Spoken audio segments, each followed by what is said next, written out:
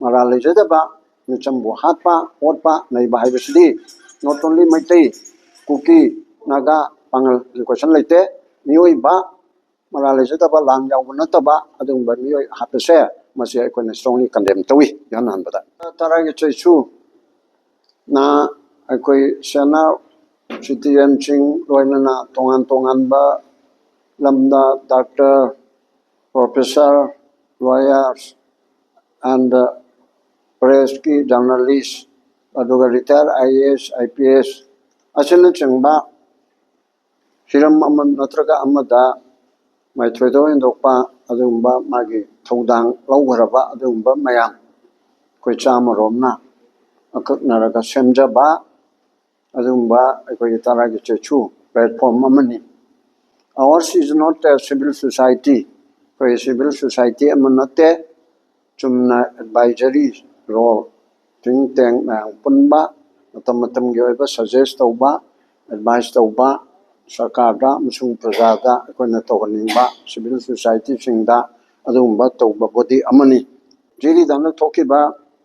nupiya mangang yauraga punamioi taru ong tadana hostage tawraga pharaga abdak tawraga Kuki element to henbani haiba singna Kuki militant ni haiba singna suspected to be Kuki militant haibatai angle on that day aduna adu masing chuna pharaga poraga mutam khara leraga mi ahum mama hale thadar e singda haiba aduga kon ma ani masu mu nongni leraga thadar e haiba aduga latest amasu marang thadar e da moi taruk mak brutally kill tawraga akoi moige panchi mangan gare mase adugumba innocent civilian as well as women and children machita chathaliba crime se masi crime against humanity masi akoina haibum khangdaba mongda asuki matik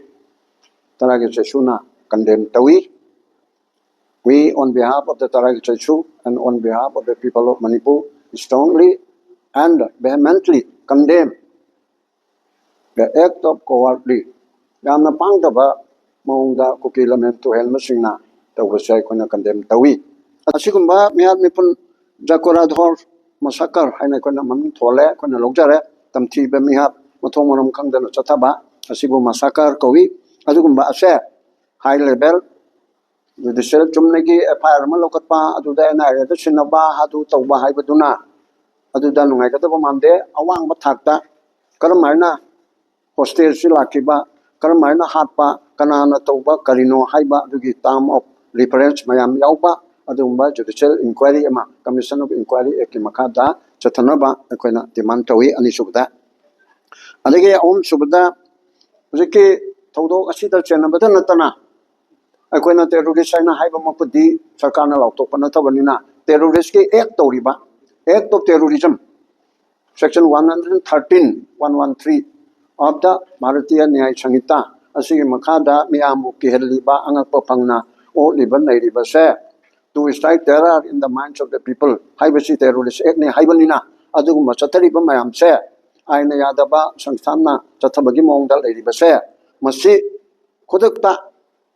outlawed organization ni haidana Unlawful Activities Prevention Act 1967 as amended from time to time asigi section 3 gi makada aina yadaba sansthan ni haidar lautu haibasima akoina kanna demand tawi aduga India ki hoiba Women and Child Commission lediba Child Commission lediba national level da asina haiba jakoradhor haiba mapam sida akoigia visit tawrearaga white paper ama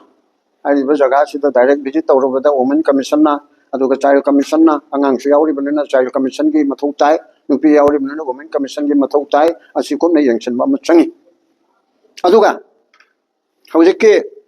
jakoradhor da masakar sida tawliba nupi da angang da chathabanina chahi sudabada trainpan gi makada leiba mayam ama yaubanina POCSO Act POCSO Prevention of prevention of protection of children and from sexual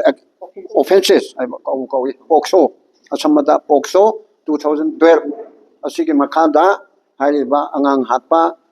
sexual assault tawigi pau sutai angang pikaraba angang macha nupi machada चते हाइबा अदुगी चुम चुमदबदुना inquiry चथरगा लेजरनी अदुगुम्बादो POCSO एक्टा cognizance लौरेरगा मदु के चथबम तोई अदुगा अखोइगे पृथ्वी पुंबना यानदरबा यानिंगदरबा even UN की माउदा human right council दा पुथोकनगरबा अदुगुम्बा armed forces special powers act 1958 असे मणिपुर की मफम पुनमति के लौथोउ हाइदना अखोइना डिमांड तौदना लेरिङै मरक्ता हाना मफम 15 दगी लौथोउरगा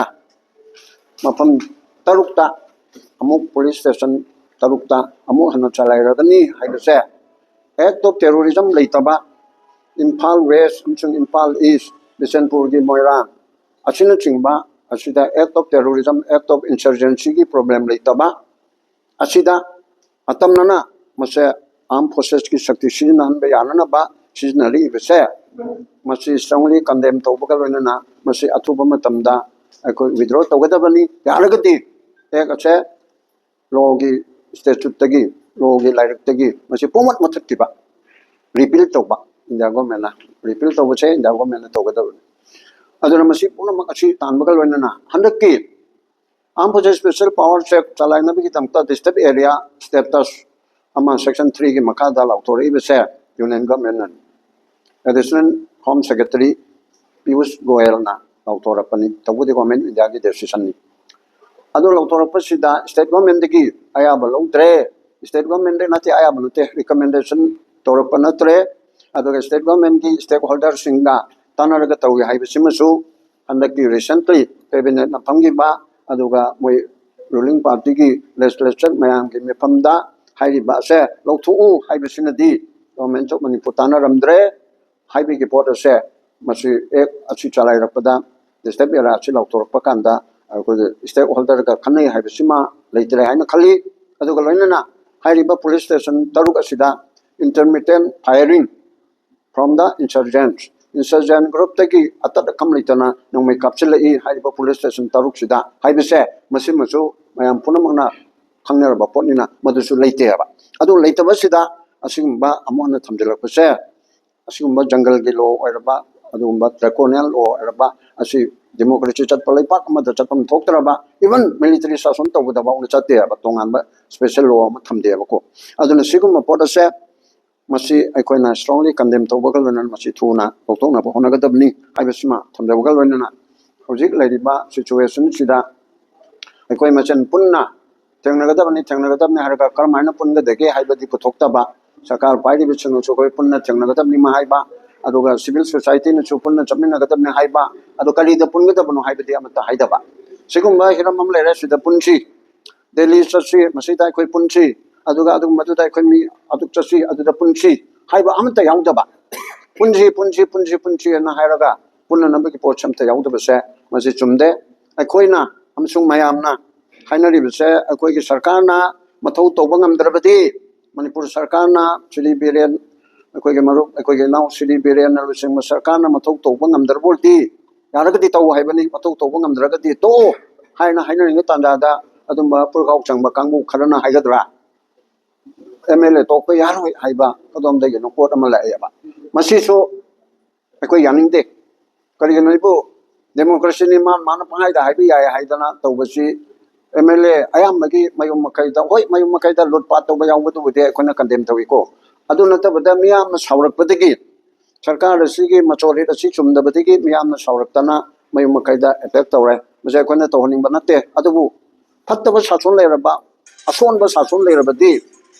अदुरदी टायरनी क्याउस अदुगा अखोगी एनआरकी असिदी मसाना पंथोयाबा असोनबा सासोन लेरबा अपंग सासोन लेरबा मियोट मिनै के सासोन लेरबा अदुरदी टायरनी ओइरबा अदुरदी एनआरकी लाए क्याउस लाए अदुगी पोट अदुना थोक्चरकपनेबा मोप लाए लाइबा मैमसे तौगनु हाइरगा कोनी यालोयबा सरकारना तौहनबनेबा मिसिगी थौदोकसे कनाना तौहलिबनो असोनबा सरकार थबक हैतबा सरकार असिना मरम ओइदना मियामगी एओसी लाकपनी मियामगी एओसी लाकंदा का हेनबा साजा चलकपदो अदुबुदि चुमदे हन हाइरगासु अदुगी थोलिबसे सरकारना मथौ हेक तौबदा लेजिस्लेचर सिना मथौ हेक तौबदा मियामसिदी कोइ पुनमक मानरगा मियामसिदी अदुम्बा थमकतु तौरोय हाइरिबा मरम मदुना सरकारना थमक तौदबदिगी मैम तौरपनी असिदा अमुका लमलमगी रिप्रेजेंटेटिव पैसा पीरगा वोट पीदना तौरेगा माई मागी पुरखाउदी पुथोरेगा अखोई एमएलए तोप यारोय मनपुर सरकार ने याना तोमा चीफ मिनिस्टर ने तोमा अदुदे अखोई एमएलए ना फास्ट तोनगनी सिगुम फागी फरंग मान खरा सो कॉल मियाम की मरक खरा यावी असि चुमदे आइबदी एमएलए सिंगसिना पुरखाउदी पुथोरकपदु मालेबा को ओइरमदबदि अदुना सिगुमबा मयाम पुनमना थबक मथौ तौबा ngamdraba सरकार जी तो आइबसिदा तौरगदि तौ हाइबनिना अखोई तोन म पाम नतेना अदु हाइना ताना थोकपा यारोय हाइबमा कारण तारिबसे मसिना मोरम ओइदना अखोई मसे लिंजेन मानदबा हाइबा पोतु ओइरेबा अदुना अखोइगा अपीलदी अखोई नचुरी दे हिंसे हाइबरा चुम हाइजदना नोजदना श्री मोदी जी अमित शाह जी आयदना जी मयाम सिदा खुरुमदना अखोई हिंसे हाइबरा नत्रगा नुपा थोकना नुपी थोकना चप चाबा rightful citizen of constitution of India constitution of India की मखादा आयन लिंबा सरकार अमी की मखादा थौना फना लिंबा अदुगुम खुनाय म ओसे हाइबरा हाइबसे अखोना खनबेगी मथौ तारेबा अद नचुरी दे हिंसेदी मा थोकपा लेरिबा अमोट सरकार सन्नसिबी की सरकार ओरसु अखोई दम सौगलका पंगले लेरगा खरचा दे तौरगा पंगले लेरबदुदी चुमदे हन खल्ली हुजिकी लेरिबा असिदा ह्यूमन राइट मांगदना असिदी टेररिस्ट सिंगे एक्टा मदुगी कोदों चादबा मिहार मिपुन अदुगा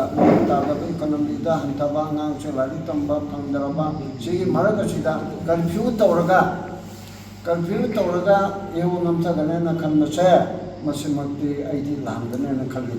कर्फ्यू तौरगा एवो नमथबसे मसि ओइथोकलोय 2001 की जून 18 दो कर्फ्यू लेबदगी एवो दो माई पाखिबनी कर्फ्यू से इमीडिएटली हांगदोक दरकार ले मसी अखोई मियोइबगी हक्ता अचौबा खुंगाउना फोकस अमा ओय अनिसुबदा इंटरनेट थिंबा भाई ब्रॉडबैंड की खरा हानि हांगदेबदि आइरे इंटरनेट थिंबसे मसिना खुदेमता अकाइबा लाइ कतौरे कोर्ट की फंक्शन अकाइबा ले अदुगा अखोई कनो फाइलिंग दा फाइलिंग दा बैंक की पैसा लौथोप यादे अदुदगी औसिका हारिबा मयाम मसिदा अखोई ह्यूमन राइट्स दा खोंगाउनाबा सरकार की इनकम हंथगदौरिनी अदुगा बिजनेसमैन की इनकम अदुगा लायरबा तालिबा मयाम सिगे बैंक की ट्रांजैक्शन दा बेला लेदौरिनी असिसु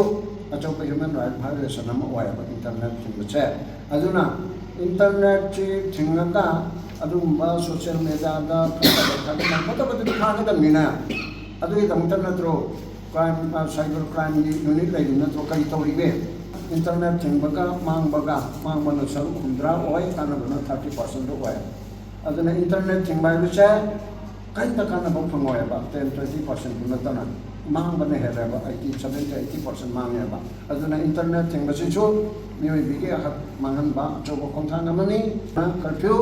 तुना खुद हांदोपियो अदुगा इंटरनेट से औथोपियो मसे कोई तरह के से खत्ते या तो नते माइकई कया देगी कर्फ्यू से उपाय लेतरगदी कोई लीगल डिपार्टमेंट कोई तरह से सुदी का खंडरी कर्फ्यू हांदोकनाबा कोर्ट सरकार की लाकदोरिने रिविजन होना मरोइना सिदी हाई कोर्ट न सेशन न तो बिया को अदुबु लाइफाकिने कोई नक्ता वो खंगी नत्रगा रो लेते लेबना न कोई कुतो पोसिबल लेबा की येनेबा असे पुंतारा वो हांदोकदो यस वेलकम तरा वो पे दोते नो परा हांदोकदा अदगे अमगा हाइदेना कंफ्यूजी थातरा मा पंसी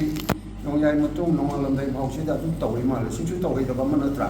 था तरुति हंदे यातौनि पे हंदरे या सिपु मंगा दिगना तरा भावने नांगे हंदरे इदो तरा दिगना नोंगालमदै पु मंगा भावसिदि अदुम कर्फ्यू लेबा माले फॉर्मली असिसु आइन थोड़ा प्लान अमनेबा अदुना कर्फ्यू चलाइबसे